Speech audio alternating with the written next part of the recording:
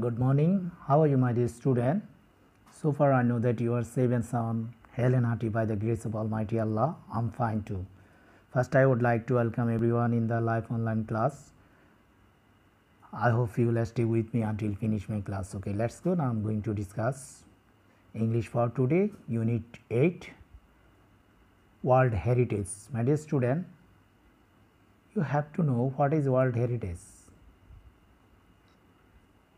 World heritage means বিশ্ব ঐতিহ্য যেটা সারা পৃথিবীর সম্পদ you are watching here some world heritage now see the pictures you are watching here a picture of world heritage it's Shat Gombuj mosque in our country it's another world heritage, it's called Star Mosque which is situated in Dhaka, Sakbajar. It's another world heritage you are watching here, another world heritage, it's Statues of Liberty which is situated in America. It's a world heritage.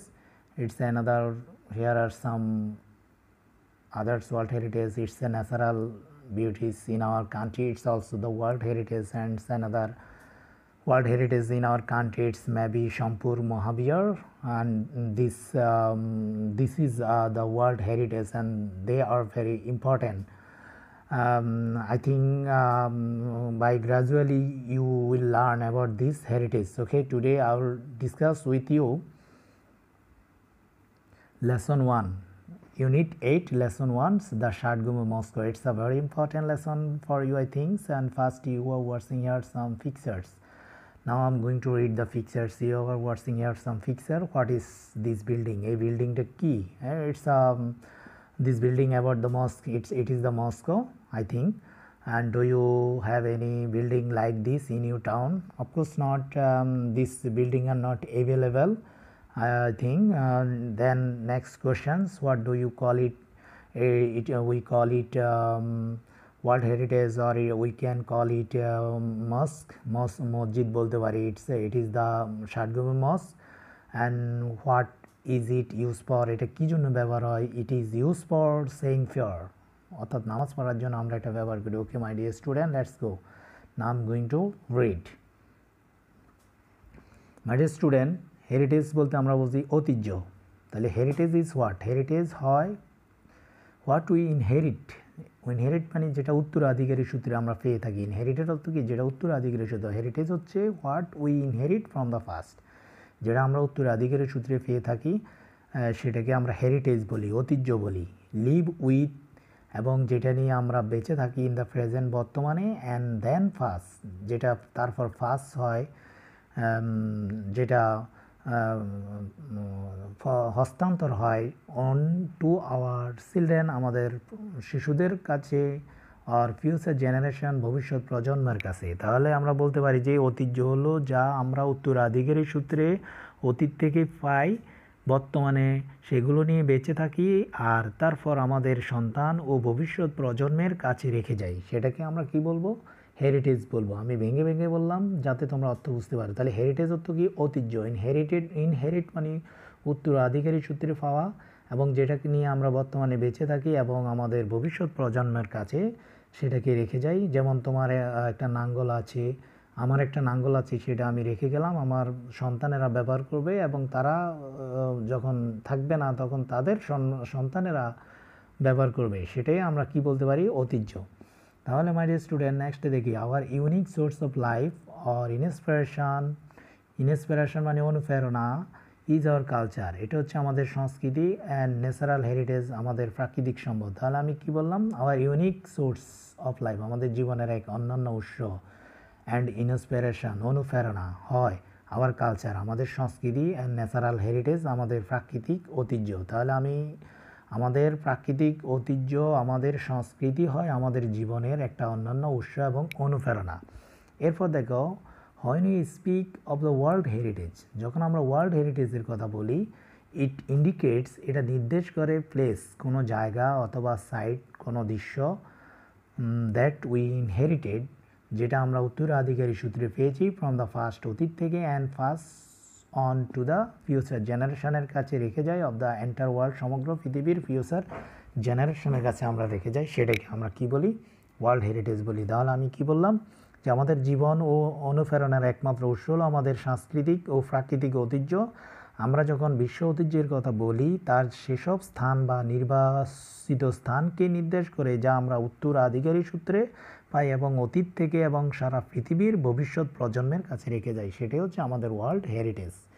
মানে student, এখান থেকে প্রশ্ন হতে পারে যে what is heritage, মানে heritage বলতে তুমি কি বোঝো? তাহলে আমরা প্রথম প্রশ্নে উত্তর দিতে পারি যে হেরিটেজ বলতে আমরা বুঝি এইটুকু গুরুত্ব যে heritage is what we inherited from the past and live with in the present and then pass on to our children and future generationের কাছে আমরা যেটা রেখে যাই, এইটুকু আমরা বলতে পারি। এরপর আরেকটা প্রশ্ন হতে পারে যে what is our unique source of life, আমাদের জীবনের ইউনিক সোর্স অফ লাইফটা কি? Our unique source of life or inspiration, আমাদের unique source of life and inspiration হচ্ছে is our culture and natural heritage.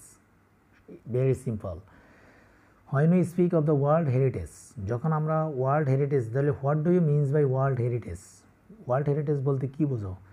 তাহলে ওয়ার্ল্ড হেরিটেজ বলতে বুঝি ইট indicates, এটা নির্দেশ করে place or site that we inherited from the past or pass on to future generation of the entire world. It's a very easy, very simple. I think you can answer very easily if you see such type of question. Okay, next. My dear student, now see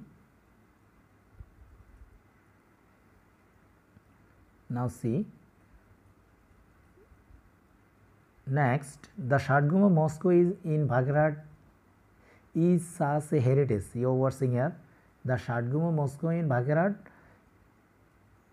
is such a heritage, অর্থাৎ বাগেরহাটে যে Shatgambuj Moscow আছে সেটাও এরকম ধরনের একটা ঐতিহ্য যেটা বিশ্ব ঐতিহ্যের অন্তর্ভুক্ত। It became the UNESCO, UNESCO means United Nation Education Scientific Cultural Organization. ইউনেস্কোর মিনিং হচ্ছে কি United Nation Education Scientific and Cultural Organization, সেটাকে আমরা ইউনেস্কো বলি।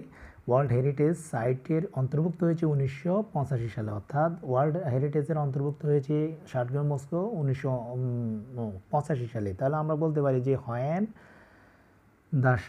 Did the Shat Gombuj mosque become the world heritage?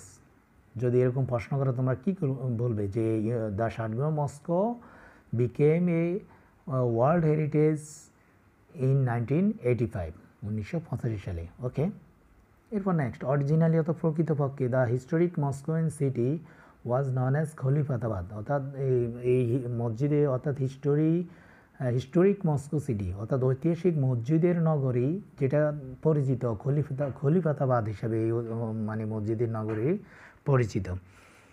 এরপর ইট ইজ সিচুয়েটেড, এটা অবস্থিত at the আউটস্কিট of Bagerhat, বাগেরহাটের টাউনের ঠিক একটু বাইরে, বাগেরহাট টাউনের ঠিক শেষ প্রান্তে বলতে পারি। Not very far from the dance mangrove forest থেকে তেমন দূরে নয়, অর্থাৎ ঘন লোনাপানির বন যেটা সুন্দরবন বলি আমরা, সেটা থেকে তেমন বেশি দূরে নয়, অর্থাৎ বাগেরহাট শহরের শেষ প্রান্তে এবং যেটা সুন্দরবন থেকে কি নয় বেশি দূরে নয়, অর্থাৎ এটি বাগেরহাট শহরের এক প্রান্তে অবস্থিত যা সুন্দরবনের ঘন ম্যানোগ্রোভ বন থেকে খুব বেশি দূরে নয়। এরপর মাই ডিয়ার স্টুডেন্ট, এরপর আমরা দেখব যে খলিফাতাবাদ ওয়াজ এ মুসলিম কলোনি, অর্থাৎ খলিফাতাবাদ ছিল একটি মুসলিম উপনিবেশ। কলোনি মানে কি? ইউ আর ওয়াচিং ইয়ার, কলোনি মানে উপনিবেশ ছিল খলিফাতাবাদ, অর্থাৎ বাগেরহাটের পূর্ব নাম ছিল কি? What is the ancient name of Bagherhat? Can you tell me? You can answer very easily. The ancient name of Bagherhat was Khalifatabad. এবং Khalifatabad what famous for Khalifatabad? Khalifatabad কী জন্য বিখ্যাত ছিল? Khalifatabad famous for Shat Gombuj mosque আর দ্য সিটি অফ মস্কো, নগরী হিসেবে পরিচিত ছিল।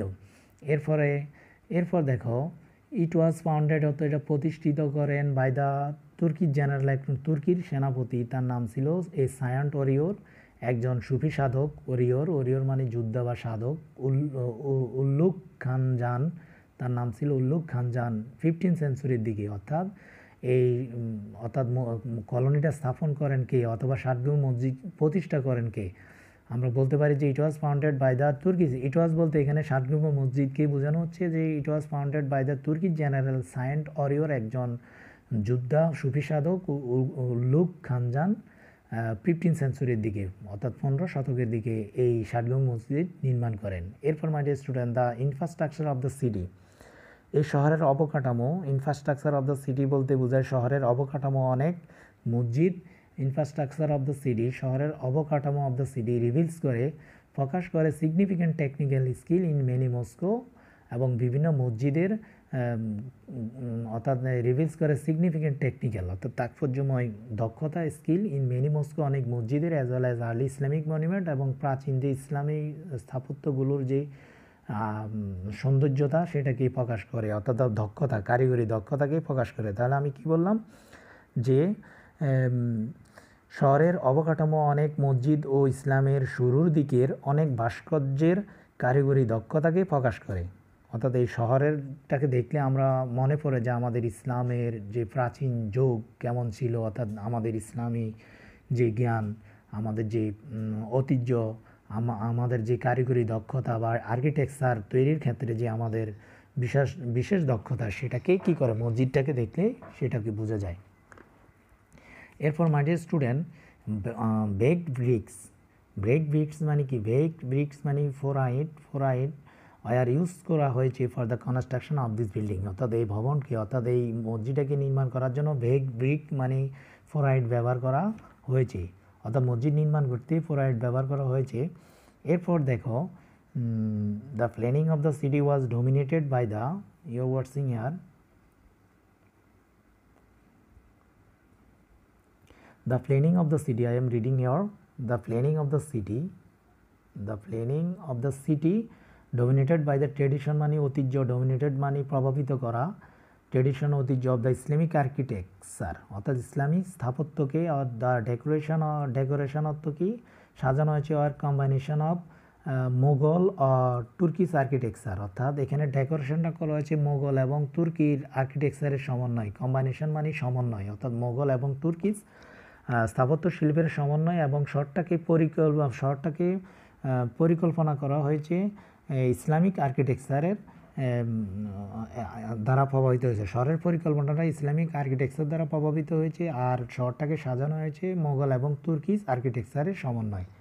আশা করি তোমরা বুঝতে পেরেছো মাই ডিয়ার স্টুডেন্ট। তাহলে আমি কি বলেছি? শহরের পরিকল্পনায় প্রভাব বিস্তার করেছে ইসলামিক স্থাপত্যের ঐতিহ্য, এবং অলঙ্করণগুলো অর্থাৎ সাজানো হলো মোগল ও তুর্কি স্থাপত্যের সমন্বয়। আশা করি তোমরা বুঝতে পেরেছো। এরপর দেখো, এরপর আমরা চলে যাব নেক্সটে। ইটস আসলে অনেক বড় প্যাসেজ। এরপর দেখো, Khan Jahan build the network of roads buildings, ইয়োর ওয়ার্ডসিং এর খানজানের অবদান দেখবো আমরা। খানজান বিল্ডস নির্মাণ করেন নেটওয়ার্ক অফ রোড, অসংখ্য রাস্তা ওই শহরে, ব্রিজ তৈরি করেন, বিল্ডিং আর পাবলিক বিল্ডিং, বিভিন্ন সরকারি ভবন, রিজার্ভার্স পানির ফোয়ারা, to make the city habitable, অর্থাৎ শহরটাকে ভাতযোগ্য করার জন্য তিনি অসংখ্য, অর্থাৎ খানজানের রাস্তা, সেতু ও সরকারি দালান এবং জলধারের এক বিস্তীর্ণ জালিকা তৈরি করেন। জালিকা মানে নেটওয়ার্ক তৈরি করেন, শহরটিকে ভাতযোগ্য করে তোলেন। এরপর দেখি আমরা, there are about 316 mosque in the city, এই শহরে 360টি মসজিদ আছে। অ্যামং দেম, তাদের মধ্যে, দ্য মোস্ট রিমার্কেবল, সবচেয়ে আকর্ষণীয় উল্লেখযোগ্য, ইজ দ্য মাল্টিডোম। মাল্টিডোম মানে বহু গম্বুজ বিশিষ্ট 60 গম্বুজ মস্কো হচ্ছে সবচেয়ে তুল্য। অর্থাৎ my dear student, if I ask you question যে how many mosque were are there in this city, এই শহরে কতগুলো মসজিদ আছে? How many mosque were there in this city? You can answer there are 360 Moscow in this city. Among them, which one is the most remarkable? Among them, the most remarkable is the Martyrdom Shadgum Moscow. সেটা হচ্ছে Shadgum Moscow. The Moscow is unique. অর্থাৎ মসজিদটা ছিল Shadgum মসজিদ এবং মসজিদ অন্যান্য। Unique মানে কি? অন্যান্য এই অর্থে যে, অর্থাৎ the Moscow is unique in that sense, এই অর্থে যে ইট হ্যাজ 16 পিলার, এটাতে কয়টা পিলার আছে? 60টি পিলার রয়েছে, যা 77 ল হাইট ডোমস রয়েছে, অর্থাৎ 16 পিলার্স দ্যাট সাপোর্ট দ্য রোপকে ধরে রেখেছে 60টি পিলার, অর্থাৎ এই মসজিদের পিলার আছে কয়টি? 60টি, যেটা ছাদকে ধরে আছে, এবং তার মধ্যে রয়েছে উইথ 77 ল হাইট ডোমস, এবং 77টি গম্বুজকেও কী করেছে? মানে ধরে রাখছে। অর্থাৎ যে রোফের উপর যে ৭৭টি গম্বুজ আছে, যদিও মসজিদটিকে ৬০ গম্বুজ মসজিদ বলা হয়, কিন্তু গম্বুজের সংখ্যা কিন্তু ৭৭ এবং আরও 4টি আছে 4 কোণায়, মোট 81টি গম্বুজ রয়েছে মসজিদের মধ্যে।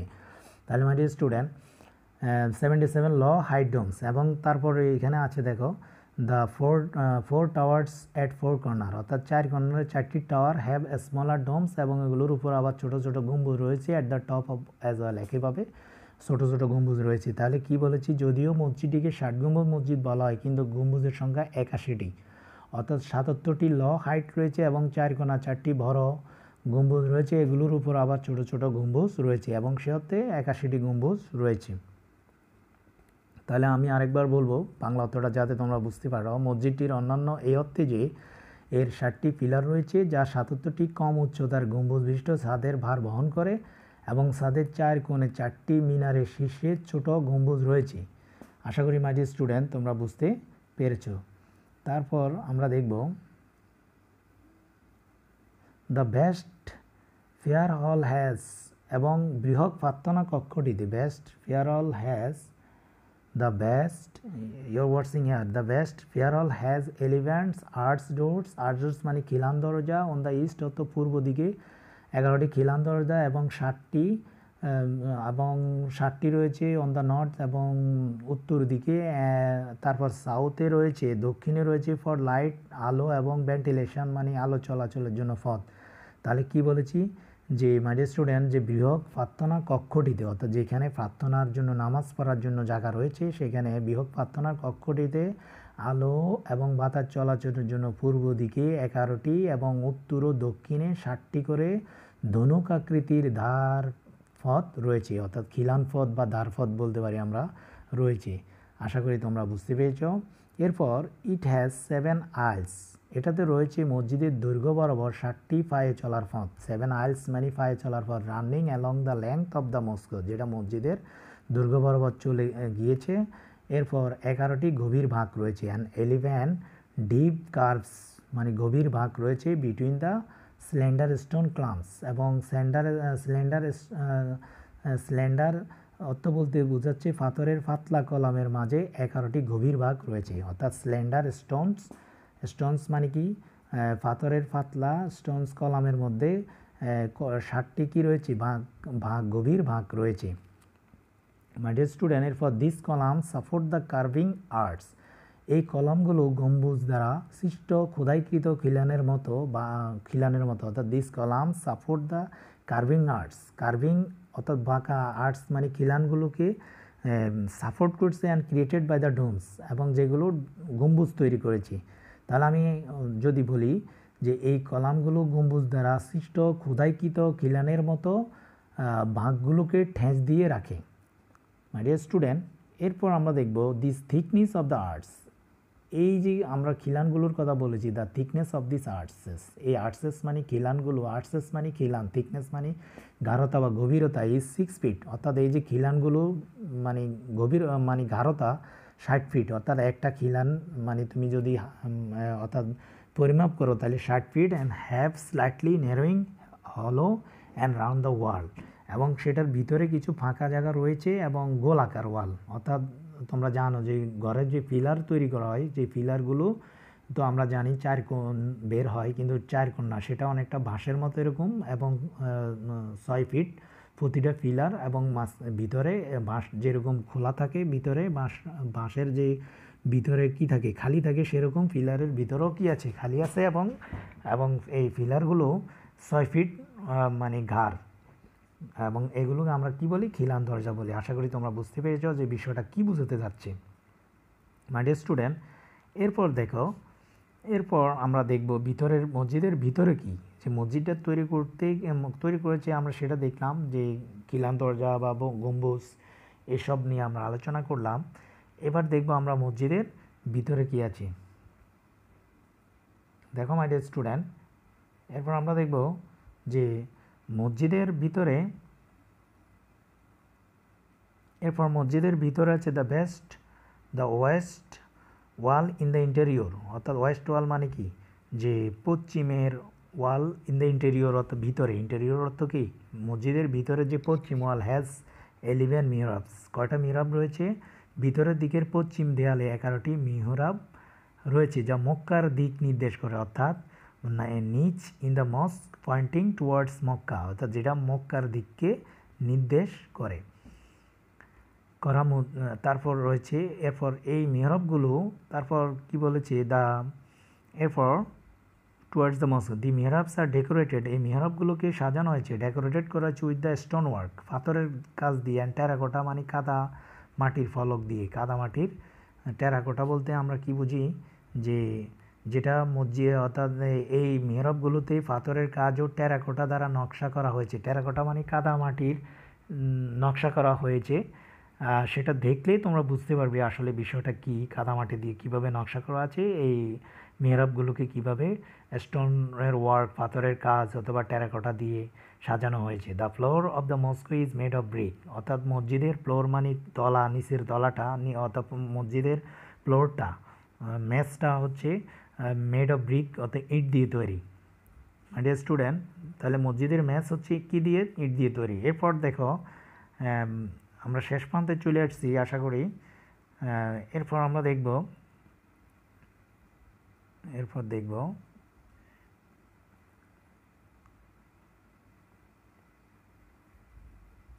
My dear student, I hope you are watching me. Beside being used as a fair hall, এটাকে fair hall ছাড়াও, fair hall beside being used as a fair hall, অর্থাৎ beside তাছাড়া being used as a fair hall ছাড়াও, মানে fair হল হিসেবে ব্যবহার করা ছাড়াও Khanjan Ali use this Moscow, এই মসজিদটাকে ব্যবহার করতেন অ্যাজ হিজ কোর্ট টু, এবং কোর্ট হিসেবে, অর্থাৎ তার বিভিন্ন বিচার কার্য এই মসজিদের মধ্যে চলতো। It is one of the greatest tourist attraction, এটা একটা গুরুত্বপূর্ণ ট্যুরিস্ট আকর্ষণ, and one of the best architectural beauties of Bangladesh, এবং বাংলাদেশের একটা চমৎকার স্থাপত্যের সৌন্দর্য। মাই ডিয়ার স্টুডেন্ট, আশা করি তোমরা বুঝতে পেরেছো।